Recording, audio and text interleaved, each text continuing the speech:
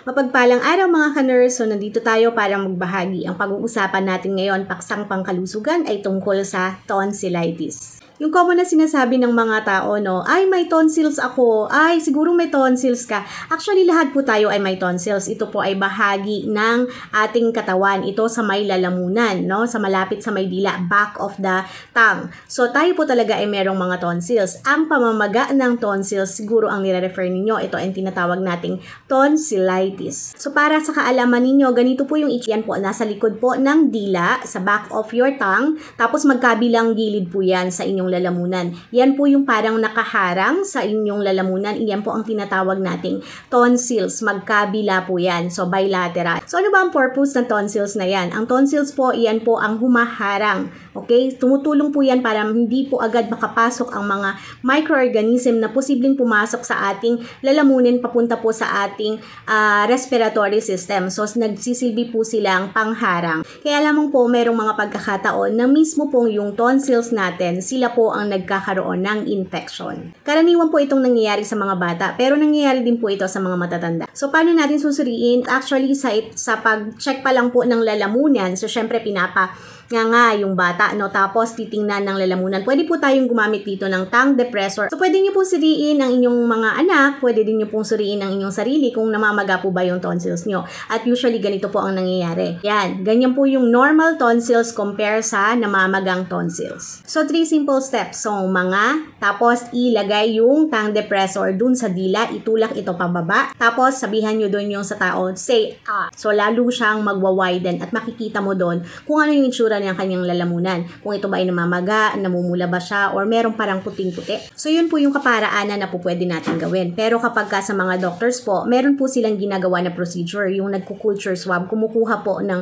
yung parang regular na swabbing, tapos ipapadala din po sa laboratory, yung sample na yon para po malaman kung ano i-culture po nila yon para malaman. Tapos po pwede din po yung rapid test. So, meron pong 3 types of tonsillitis. Pwede po itong acute, pwede po itong recurrent, at pwede po itong chronic. Ang acute po, ito po yung karaniwan na nangyayari. Tapos, pagka ang pamamagaan po nito ay umaabot hanggang 2 linggo. At kapag ka-acute po, pwede pong makasama nito yung pharynx na sa pamamaga. Kaya po ito ay tinatawag na tonsilopharyngitis. Yung tonsils at yung pharynx ay namamaga. Pangkaraniwan po na ang nagiging sanhi nito ay ang virus. Yung second naman po, ito ay ang recurrent. So, by the term itself, so ito po yung paulit-ulit. Paulit-ulit, pabalik-balik, mawawala, then babalik ulit siya. So, ito po ay inoobserbahan sa loob po ng 1 taon na paulit-ulit. Ito po ay pwede natin na tawagin na recurrent tonsillitis. Pag sinabi naman pong chronic, ito naman po yung pangmatagalan na tonsillitis, no? Yung umaabot sa more than 2 weeks. At habang chronic state po yan din po yung sinasabi na meron din paulit-ulit tapos matagal gumaling. At karaniwan po sa mga chronic tonsillitis, nagkakaroon na sila nung parang mga bato-bato na nandun sa kanila, yung matitigas po na mga parang puti-puti na rin dun po sa loob sa may tonsils natin. So ito po usually kapag chronic, ito ay i-recommend na po na magpa-surgery, which is tinatawag natin itong tonsillectomy. So mga ka-nurse, ano nga ba ang nagiging sanhi kung bakit nagkakaroon ng tonsillitis?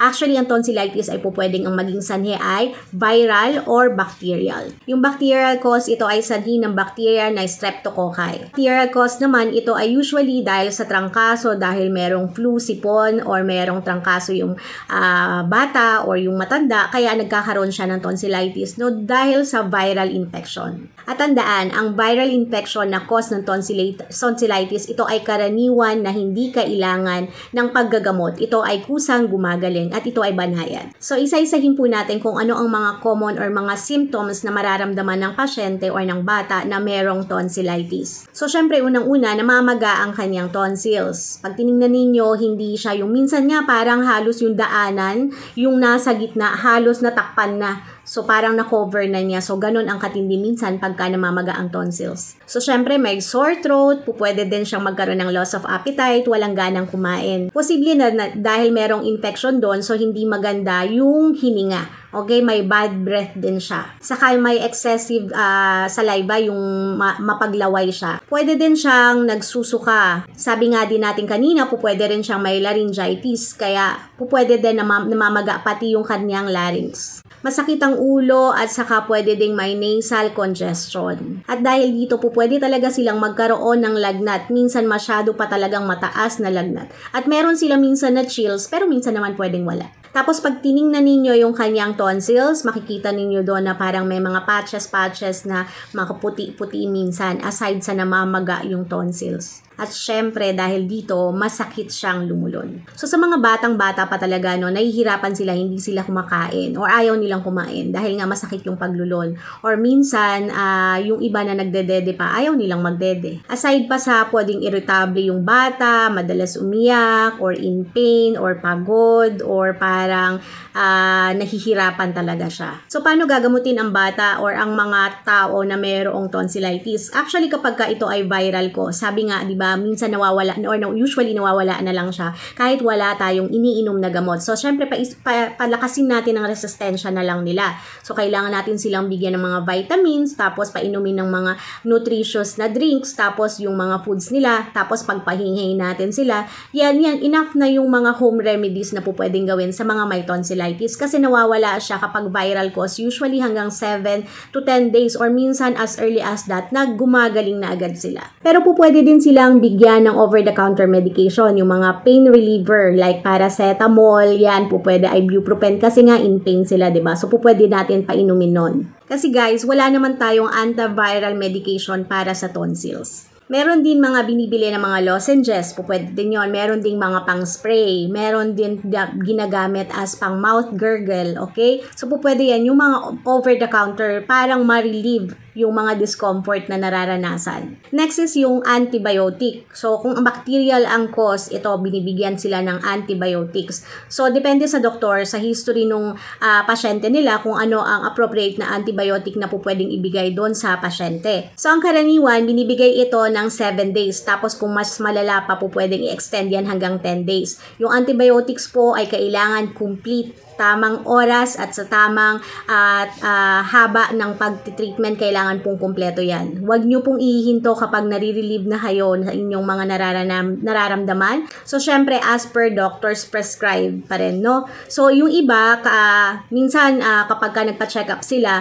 nabibigyan na agad ng antibiotics. Siguro mga 3-4 days na hindi talaga umaayos yung pakiramdam ng bata, pwede silang mag-prescribe na agad as early as that. Kasi nga, para mas maging mabilis daw yung recovery. Tinatawag nila itong prophylactic na kung ito ay bacterial cause, so pwede na silang bigyan ng antibiotic ng mga doctors nila. So yung pinakahuli na sinabi ko nga kanina, ay ito po pwedeng pinaka-last na treatment na po pwedeng gawin sa tonsillitis, recurrent, kapag lalo na kung ito ay chronic na, ay ang tonsillectomy, kung saan tinatanggal yung tonsils. So anong mangyayari dito? So wala na tayong protection sa ating lalamunan dahil yun yung humaharang. Okay? So kung merong microorganism na papasok through by mouth, diretso na siya papunta dun sa loob. So, kaya yun yung purpose niya, mawawala na siya kasi tatanggalin kasi yun yung tonsils mismo magkabila. So, nakakahawa ba to? Actually, contagious siya kung gagamitin nyo yung same utensils o kaya may mga droplets sa pamamagitan ng direct na pakikipag-ugnayan. So, yun yung ginamit ng mga nagamit ng laway. So, syempre, nandun din kasi yung microorganism nun. So, pwedeng matransfer. So, sino ba ang usually na nasa panganib kapag nagkakaroon ng tonsillitis? Karaniwan po mga bata ang naapektuhan nito. Pero, hindi masyado yung mga lesser than 2 years old. Tapos, sa mga bacterial na infection, mga 5 to 10 years old. 5 to 15 years old, I mean. Syempre, pwede din sa adult. So guys, ito ang mga naibahagi ko sa inyo. Sana po ito ay nakatulong sa inyo mga kaalaman tungkol sa ano ba ang tonsillitis, ano ba ang mga types ng tonsillitis, paano ito nadadiagnose or paano malalaman kung merong tonsillitis, ano ba ang diagnostic na po pwedeng gawin para malaman kung ano ang sanhi din ng mga tonsillitis. Diba sinabi natin, ano ang treatment, ano ang po pwede natin gawin, at sino yung mga mapanganib na magkaroon ng mga tonsillitis. So sana ang video na ito ay nakatulong sa inyo, at para makatulong din sa iba, please don't forget to share this video at huwag niyong kalimutan na i-like ang video na to at please subscribe to my channel para po pang support. Maraming salamat po mga ka-nurse. Bye mga ka-nurse!